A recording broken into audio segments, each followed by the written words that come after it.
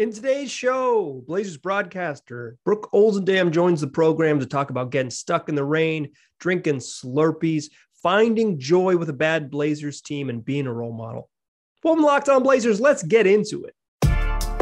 You are Locked On Trailblazers, your daily Portland Trailblazers podcast. Part of the Locked On Podcast Network. Your team every day. What up, world? It's your past first point guard and Trailblazers reporter, Mike Richmond. You are listening to another episode of Locked On Blazers, part of the Locked On Podcast Network, available wherever you get podcasts and also on YouTube. Thanks for making Locked On Blazers your first listen every day, free on all platforms, 5 days a week, every single weekday. So make it part of your daily routine and make it your first listen every day. Today's episode, a very special one. We are joined by the Queen of Rip City, Trailblazers broadcaster and podcast host, Brooke Olzendam. Brookie, how you doing?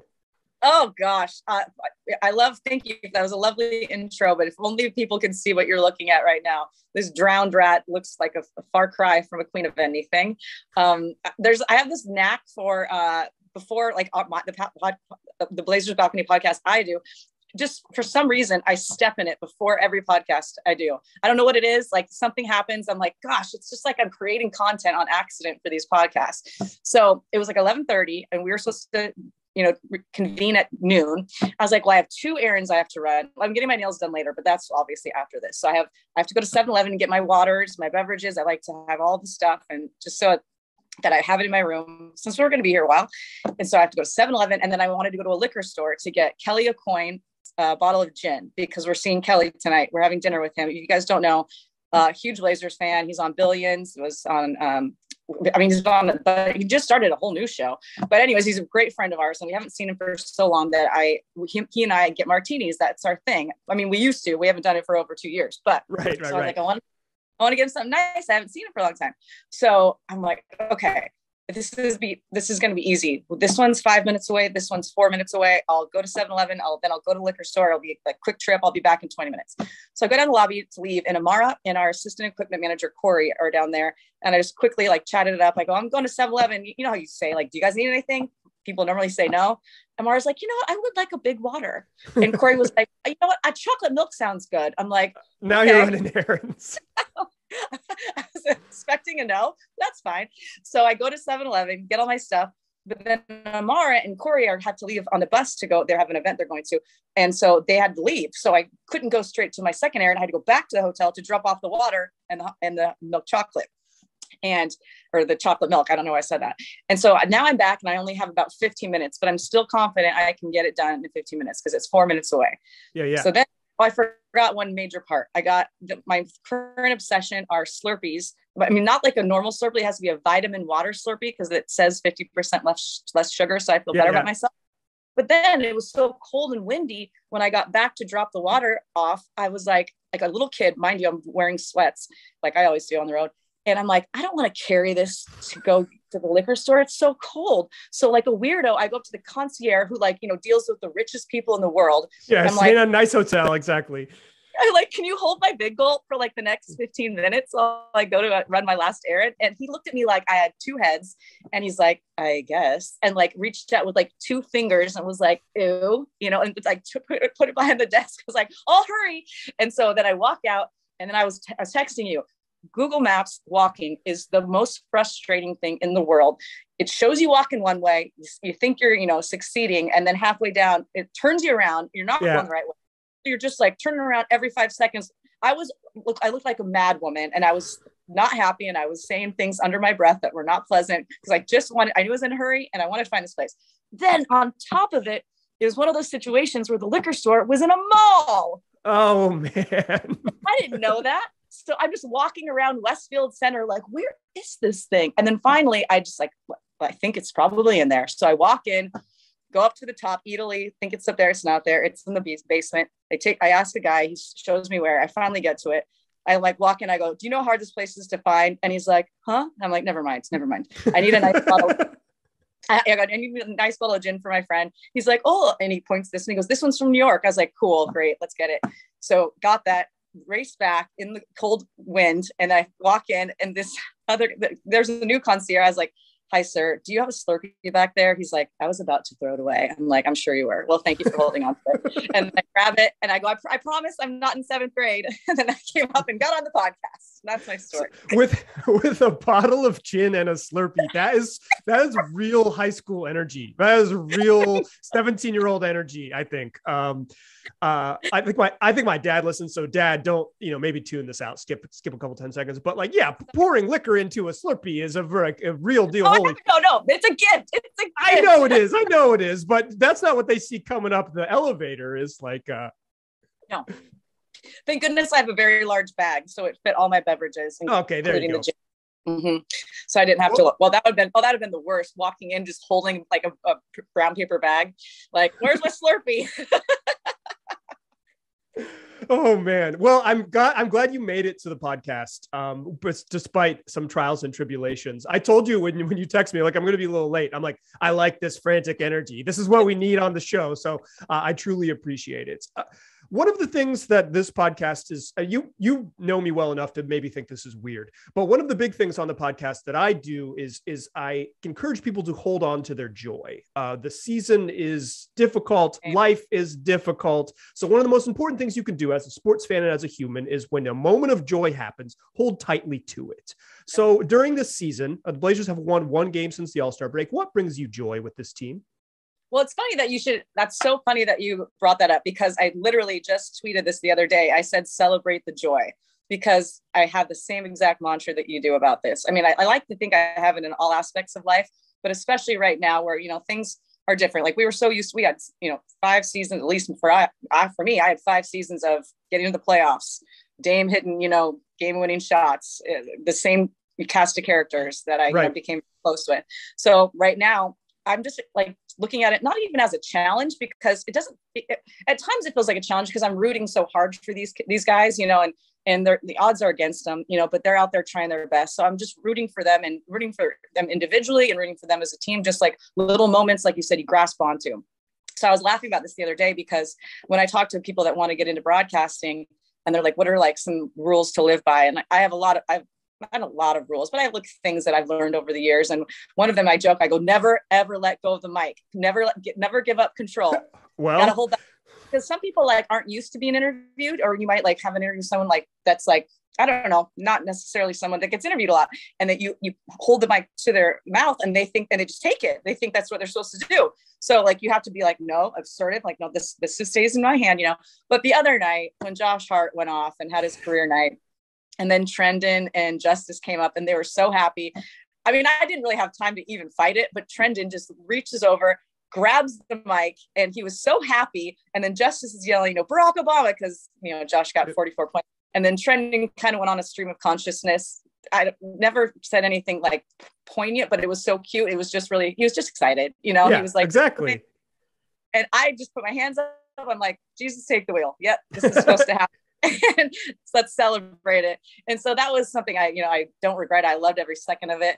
And I've talked about this in the past. Back in the day, I mean, Nurk is the king of coming in, just jumping into a post-game interview that's not his and making it fun. And I love that. I love when people do that. People think I might not like that. It's my favorite. So that moment was the most joyous moment I can remember for, a while. And I loved every second of it. And I broke my rule and I would break it again. Well, I could tell on your face in that moment on the broadcast that you were like, oh no, you're like, oh no, I have lost control of the thing that I'm supposed to control here. I know what my job is, and I have failed directive numero uno, as they call it. It's oops. Well, oops. That's how I felt. It was oops. But then I took a beat.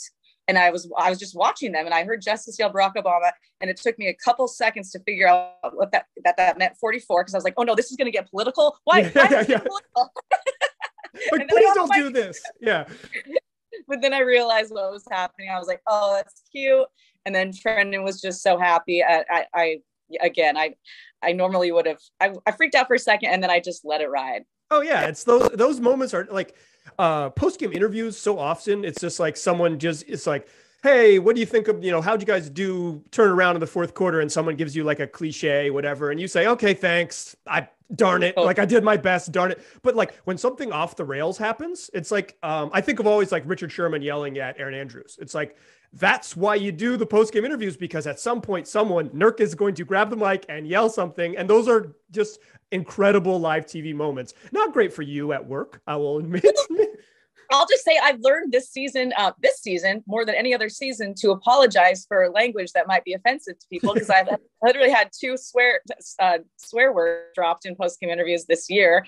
You guys might recall, dropped one super casually at the beginning of the season, CJ McCollum at the beginning of the season, and he apologized quickly. It was like SHIT about some shot he missed or something.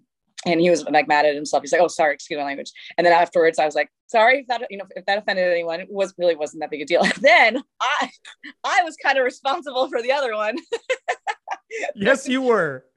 When Rocco, and again, I wouldn't take it back either, because I swear, like I didn't hear anything negative from it. I mean, maybe Jeff Curtin got a few emails, but he never told me about him. But all I got was like, that was an epic moment, and it became a thing where he says, I said, "What did you say in the huddle?" Because he yelled something. It was like, I'd never seen. I mean, he is a pretty like ecstatic guy. Like he's enthusiastic, but like I'd never seen him in the post game. Usually it's like, Dame's leading the thing, and then they like break and whatever. But since Dame wasn't there, he just kind of took over and was yelling stuff. I was like, well, I've never seen that before, so I wanted to ask him about it, and I just literally said, "What did you say?" And he literally told me what he said, which, as we know to this moment, is GFW. It's a great friggin' win. That was a home game, so I wasn't watching the broadcast, but I saw it on social media as I was walking to the back, and I talked to I said to Amara, I was like, "Have you seen the TV broadcast?" And she's like, "No, what?" And I'm like, "Well, I know what you're going to use for quote of the night." And so then it was like her and the digital team are all like, "Can we do, like, this is a good moment. Can we do this?" And I'm like, use it. I'm so proud of you, because I was kind of like, when they did use it, I was like, yes. And now I know that it's Mike. Well, no, let's credit who deserves credit. AG deserves credit. Aaron Grossman, AG deserves credit. The boss man was like, yeah, let's do it. Swearing in a moments of joy are fun. So credit where it's due. But I was a big proponent in the media room. It was like, no, listen. If you lose games on purpose, you don't get the moments of joy where someone swears on the broadcast, because you're not going to, you lose by a bunch. You're just not going to have a walk-off interview. So you gotta take these moments when they come. I completely agree. I'm so in agreement with that. And yeah, that moment was fun. I've heard like lots of people, that's when I see people, that's one of the first things they bring up. I'm like, yeah. And they loved it. Like people, they're like, this was a legendary moment. This was great. Cause I went to, it's one of those things where you go to Twitter and you like have one eye open, like, yeah. Hoping that it's okay. I'm glad to know you were. I want to ask you about, there's so many new guys on the team. I want to ask you about how you sort of get to know a rotating cast of characters. Like you said, it's been a similar group for a long time, and now you have so many new faces. You're really good at it. I want to ask about the art of getting to know new folks. But first, I want to tell my listeners about betonline.net, the fastest and easiest way to bet on all your sports action. Brooke and I are recording this like at the start of the men's NCAA tournament. It is I have it on. This is the first, I can't believe it's not on in the background, but I want to focus solely on you. But yes, continue. Okay, well, you can peek over while I do my read. It's an incredible betting weekend. So go to betonline.net. More lines, more props on everything. Not just the men's and women's tournaments, but professional basketball, hockey, tennis, soccer, whatever you want, you're going to find out on betonline.net. So head on over there today. That's BetOnline, where the game starts. All right, we're still chatting here with Brooke Olzendam, Blazer broadcaster and host of the Blazer Balcony podcast, the queen of Rip City herself. Brooke, yes. You are one of the things, I'll share a memory with you in a moment, but one of the things that makes the broadcast good is that when people talk to you, they like you. You are extremely affable. In the past, it was the same 6 dudes. You were talking to them. Yep. You were talking to the core group for a long time, maybe like a rotating cast of people who played power forward. But for the most part, the same group of guys.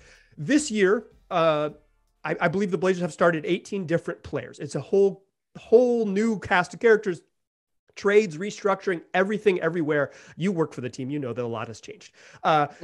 how do you go about getting to know folks? Like, how do you get and like making friends or making friendly with the new guys on the team?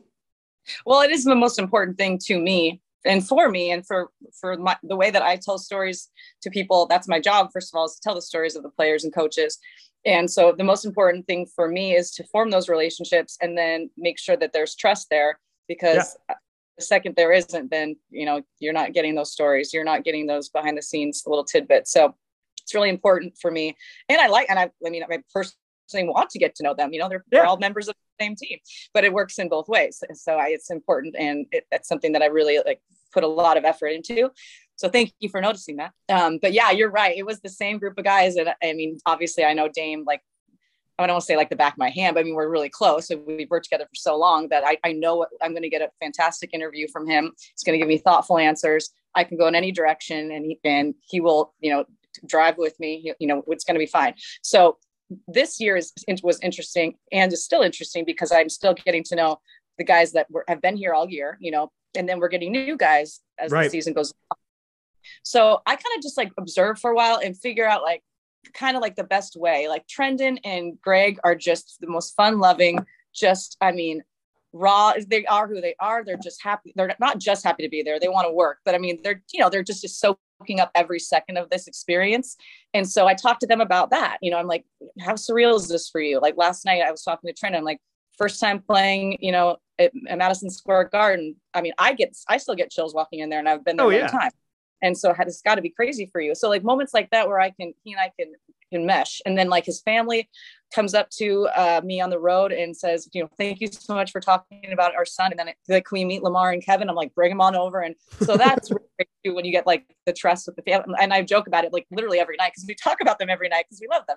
But I really kind of try to figure out the best way. And some guys are not the most, they're more introverted. And so I don't force it with guys. If I walk up to them and say how's it going today? And they got their earphones in, or they're talking to their girlfriend, or they're doing something. I'm not going to try to force myself in there. okay, right now is not the time. I'm talking about at the end of a practice or something. Right. So I kind of just navigate the personalities. And then I find myself in interesting situations that just work out, where the other day before our podcast to do with Casey, I ran into Drew and his fiance, and then we started chatting. She's from Oregon. So apparently she watches, all the games, and she was excited to meet me. And I was like, well, I've been excited to meet you. And then Drew and I are one of the two first people on the second bus. We get on super early. I'm that person where I freak out about getting to places early on the road for work, because I just have it in me. It's always been like that. And Drew apparently is the same. So he gets on the bus 20 minutes early. I get on the bus 20 minutes early, and we chat for 5 minutes. And that's been our time to get to know each other. And so I really just try to figure it out and navigate it the best way possible for them and the way that they like to communicate. I don't force it with the guys that are maybe aren't that extroverted, and I wait for my, times that they're comfortable talking. But yeah, it kind of happens. It's fluid throughout the season, but it's had to be sped up this season. I'll say that. It's had to be sped up. I have to find the new guys in the hallway. The other day, Didi was walking down. I was like, I think that's Didi. I haven't met him yet. I'm pretty sure that's Didi. Is that Didi? So I just hey man, I'm Brooke. I'm the sideline reporter. And then he's like, I'm Didi. I'm like, okay, I thought I'm good. I was 99% sure. But then, now I know, now he knows I am. And then maybe next time I can, ask him a few questions and talk to him a little bit longer. But it has been, I don't even want to say challenging, because I enjoy it, but it's been different this year that it's happening more. You and I just talked about, it's been comfortable for the last 6 years, but now it's okay, I got this whole new group of guys to meet, and I'm excited to meet them and get to know them. And it has been fun. It's been really fun.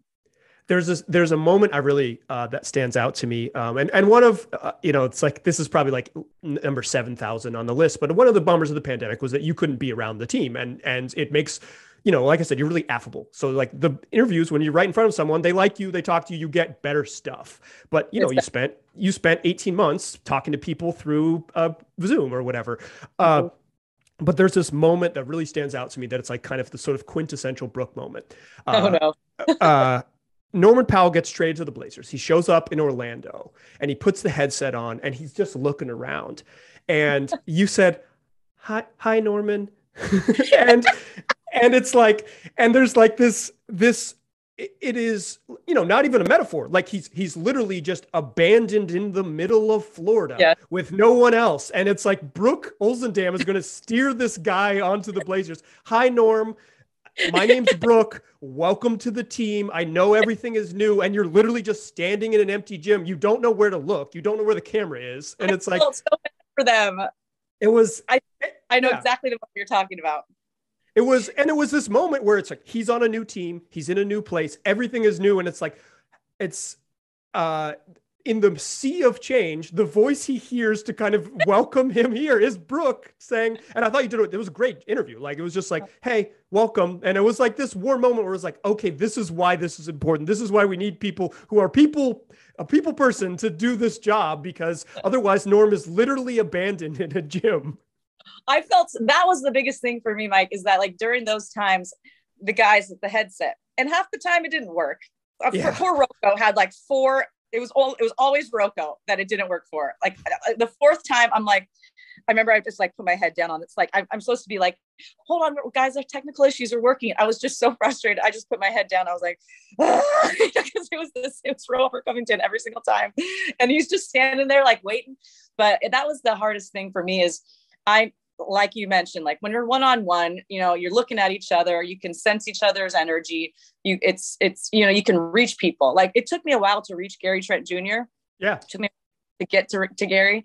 And we did this one Zoom. Well, he was the first Zoom I did when he was in the bubble, and he went outside on his deck, and it was like it was great. It was one of my favorite Zooms that it's funny. One of my favorite Zooms that we had over the last couple of years, because it was just him raw, and like he and I really connected on that. And we talked about that funny, time in the plane where he took all the pictures of himself in the bathroom, and I was dying. And so that really connected us. And so then I felt comfortable with him. There was a moment where he was doing the Zoom, and again, it's uncomfortable for them. They're looking all around. They don't know what camera to look at. And even if they do find the camera, it's way up top. It's not like you're connecting to that camera up halfway up the arena. So he had just had the most amazing game. And I was like, Gary, I forget exactly what I said. I was like, that was incredible. That was like, your best game ever, blah, blah, blah. Like, you got the win. It was a great win. And I was just like complimenting him on all these great things. And then he had this, like, how he's very stoic, and he was like, yeah, blah, blah, blah. And he just had like a pretty stoic answer. And I was like, Gary, are you happy, man? He's like, oh yeah, I'm happy. Yeah. I had to remind him, like, this is a good thing. We're having fun here. But yeah, that was the challenge of the bubble and all that, was trying. I felt bad. It wasn't putting them in the best situation for success. They are down there by themselves in an empty gym, just hearing my voice. So I had to kind of try to find some new ways to connect. Yeah, there were some photos that I think Bruce took in the bubble of guys just kind of staring at a TV. Because Bruce is Blazers photographer, team photographer, one of the great photographers on the West Coast, one of the great sports photographers in America.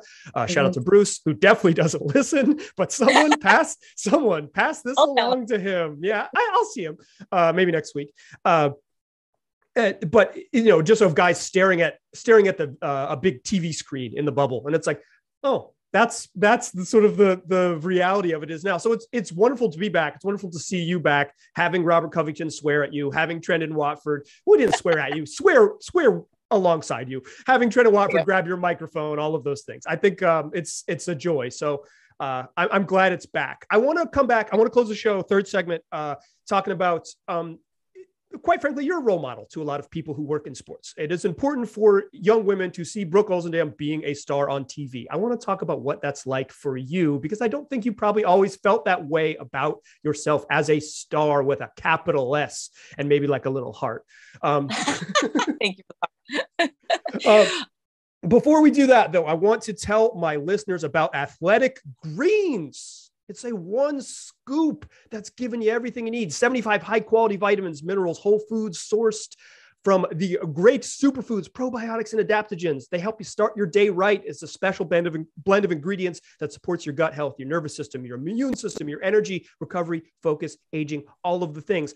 Before I talked to Brooke this morning, I took a scoop of AG1. I put it in my little water bottle. I shook it up, and I had a delicious, mild tropical flavor that got my body right. It supports just everything that your sort of nutrition needs to kickstart your day. You can reclaim your health and arm your immune system with convenient daily nutrition, especially heading into flu and cold season. One scoop a day, like I said, gets you started right. That's all you need. No need for a million different pills and supplements to look out for your health. And to make it easy, Athletic Greens is going to give you a free 1-year supply of immune supporting vitamin D and 5 free travel packs with your first purchase. All you have to do is visit athleticgreens.com/NBA network. Again, that's athleticgreens.com/NBA network to take ownership over your health and pick up the ultimate daily nutritional insurance.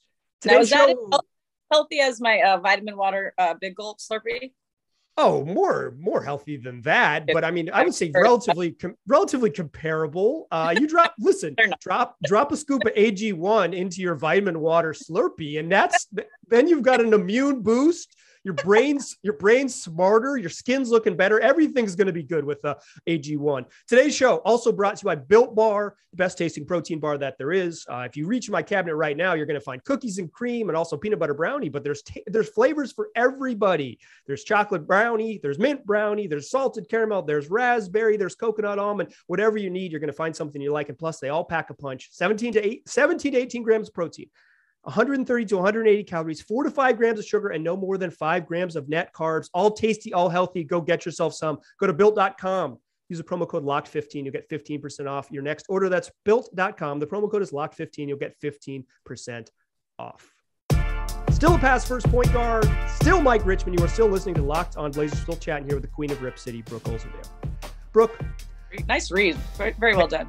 Hey, I come in hot on these reads. I've been doing Built Bar reads for a long time. I can crush them. This is what I have some friends who worked in the TV game over the world, and they say, man, your cold reads are incredible. And cold reads like it just comes to you and you read it live. That's a TV thing. Brooke knows, right? TV professional, but maybe my listeners don't. And I said I don't do cold reads. Everything I do is hot. Oh my, AG1, that's a hot read. Built Bar, that's a hot read. I come in hot only. Fortune. Brooke, you are, and I just sort of wonder if you see yourself as this. You are a role model to so many young women and girls who want to get into sports. What is it like to find yourself in this place? It's surreal. It's surreal because I grew up in the sports world, looking up to so many women that honestly, there weren't so many women when I was growing up that did this. There were a few, and that's why they stood out to me, because there was obviously more male dominated. It still is, but I think the women have come so far in this business.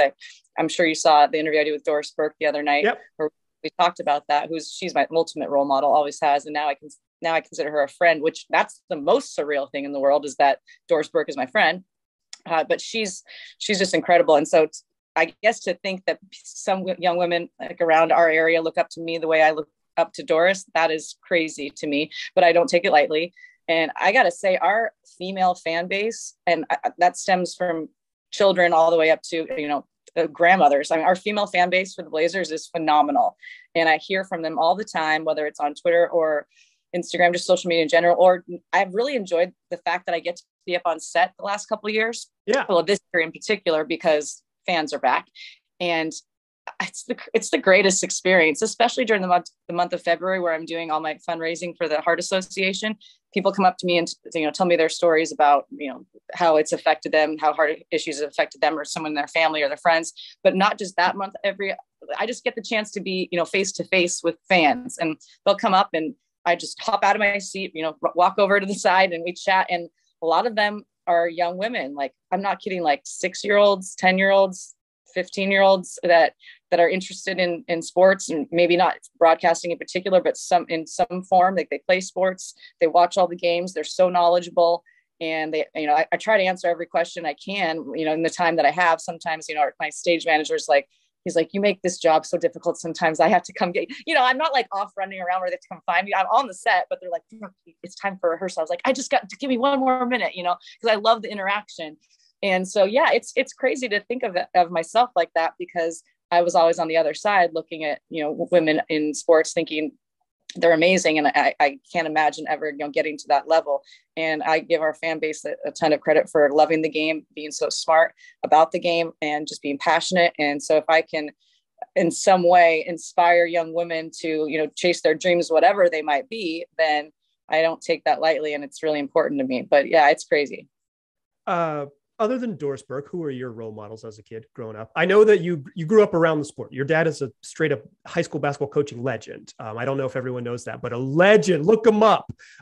So obviously you grew up around basketball, like it's part of everyday life. But who were your sort of early role models for women in broadcasting, or did you have any when you were coming up in the game? Yeah, no, I did. I mean, it wasn't even necessarily just women. I mean, I just appreciated. Watching games, I appreciated just the call. Like, I mean, I'm not alone in saying I've loved, the TNT broadcast crew, but I really appreciate, like watching it. I got the chance to meet Chuck at the NBA Awards a couple of years ago, and he was super nice, and Shaq, and he was great too. And actually, I met Chuck a long time ago in Portland when he came for a golf tournament, and he was great then. That was like 10 years ago. But I just appreciate people that help take you through the game and are fun with it, and make sure they're not just, educating, like taking you through like X's and O's plays, which you should, but then also like just having fun with it and storytelling. Like that's what I really appreciate, where you're watching. And that's why I think Kevin and Lamar are so very talented at what they do, especially right now, watching a broadcast. You will I find myself crying, laughing at the things that Kevin is saying. And it's because then there were a couple games where we were down 30, and I know you stuck through it, and most fans did because they're fans. But then, Kevin will go off on a story about Alaska, and I am just dying. And he's making up facts about a town that, aren't true, but it's just to entertain the people at home. And I think that's a true skill. So anyone that can tell stories and entertain, even through especially through tough times in a game, I think that is true talent. So those are the people I really looked up to watching games as I grew up. Yeah, I mean, on Friday night, the Blazers are going to play the Nets. Sarah Kusak's going to be on the call for the Nets. She's one of my girlfriends. She's one of the best announcers in the game. Like, she's really the Nets broadcast is very, very good. It's probably one of my favorite road broadcasts in the league. Shout out to the Bulls and Adam Amin as well. But it's there are more women doing this in the league than there's ever been. We have a long way to go. We got a long way to go. I'll just call out my people real quick. You looked at the Locked On Podcast Network. There's a lot of dudes that look like me. We need different representation. So if Brooke inspires you at all, go chase it down, because Brooke is the damn queen of Rip City, and you can be too. It's out there for you. I got a question for you. Mm-hmm. You grew up around the game. I call myself, in the intro to this podcast, in the intro to the third segment, a pass first point guard. What kind of basketball player were you? Oh, terrible defender. I'm just going to put that out there first. Very slow on my feet, but I was very unorthodox. Okay. So I was a very good 3-point shooter. That was truly my skill, was 3-point shooting. I grew up, I have a dog named Reggie Miller. That was my dog's name growing up. It's kind of it was what's the word? Like the chicken or the egg. I shot a lot of threes because I loved Reggie Miller, but then I wasn't very, I was good at shooting threes, so I didn't really try. I don't know what right. It's I hear you. And that was my game. But I was a pretty good passer. I just can't jump very high, and I'm not quick on my feet, so I just really relied on my 3-point shot. But I was very unorthodox. I played volleyball too, and my coach, I had the same coach. First, shout out Linda Sheridan. She's since passed, but she's a legend in Spokane. She started Title IX. She started coaching. She was 19 years old. Awesome. She's great. I mean, a legend. So she coached both volleyball and basketball. So she was my coach for both. And I was on varsity my sophomore year of both. And I played more so volleyball. I got put into the rotation more in volleyball my sophomore year. And there were a couple of times where I'd go out of bounds and just try to, save a ball. And it looked like I had was having a seizure. Everyone's like, what just happened? But it would work. And she's like, I've taught you the technique of how to hit literally 1,000 times. You still do it completely incorrectly, but it works. So everything I did it a little bit weird, which is kind of the story of my life. Yeah, I was gonna say that to me, that checks out. That's very Brooke. It's I'm gonna do this my way. It's gonna be great. You'll watch. Just watch. You won't understand it per se at first, but then you'll get it. So yeah, that's kind of how I was. I mean, I'll say this, I was entertaining. I mean, I looked like a flopping fish out there, but things got done. That's how super inspiring. I imagined you as like a total coach's kid, like super grimy, getting up into people, just like hustling, bloody elbows, all those things. That's hustler. I was definitely a hustler. And I'll say I learned my lessons in life that I use now in my work that I learned in sports. I say this all the time. Like I was so scared of being late to a practice, not because I wasn't scared of my coach, but I had a very healthy fear of like doing something wrong. And I wanted to please her. And because I looked up to her and she was amazing and she was like my mentor. So I get, late I remember one time we had like a very early practice before school, like we did it before the boys that one morning. So we were like there like 6 and my mom was taking me and my mom was a principal. So she got to work super early too, but she was kind of running late and I was standing by the door. I was almost in tears. I was like, you've got to get in the car right now. We are going to be late. She's like, trust me. I know. I don't want you to be late. I'm coming. I mean, I was in fear. So I learned that. I learned teamwork. I learned to respect everyone. I learned, to respect your teammates, respect your coaches, and to try to solve problems. And all these things that I learned in sports, I've like applied to my life and applied to my job. And hence why I get to the bus 20 minutes early. Hence why, I make sure that, I'm everywhere I'm supposed to be for an interview, I'm 20 minutes early. And that's just it's life lessons I got from sports I continue to use today. Awesome. Dear listeners, you know where to find Brooke. She's on your TV. you turn into the Blazers broadcast. You'll see her. It's a ton of fun. The season has been a little bit disappointing since the All-Star break, depending on what you're rooting for. I know some of you out there are excited about the losses, and I commend you for that. But turn on the TV, enjoy the broadcast. Brooke's going to make it fun. Kevin and Lamar are going to make it fun, and you'll enjoy the final 13 games left in the season. It's going to be a lot of fun. Brooke, thank you so much for joining us. I really appreciate it. Of course, anytime. You're one of my faves. You know that. I don't get to see you as much as I used to. I miss you. Yeah, well, maybe one day I'll be back out there. Also spending 4 days in New York in the middle of March, 30 out of 35 days on the road or whatever you are in the middle of. I don't envy that. I was going to say, you can find me on your TV, or you can find me roaming the streets of New York City in the rain, looking for looking at Google Maps and a little bit confused because it can't figure out which way your shoulders are facing. Yeah. So if you do see Brooke in all Blazers, mostly Blazers attire, kind of wandering around holding a giant Slurpee and a bottle of liquor, be kind. Be kind. Everyone be nice out there. Hold tightly to your joy and make sure to spread it in the world. Dear listeners, we'll be back next week. It's What We Do 5 days a week, available on all platforms, the only daily Trailblazers podcast. So come join us on Monday. Enjoy the NCAA tournament this weekend to get your amateur scout on, or if you're a pro, get your pro scout on. Tell your friends about this podcast, available wherever they get podcasts. Also on YouTube, just search Locked On Blazers. You will find us there waiting for you. Appreciate you listening. Talk to you soon. Go Zags.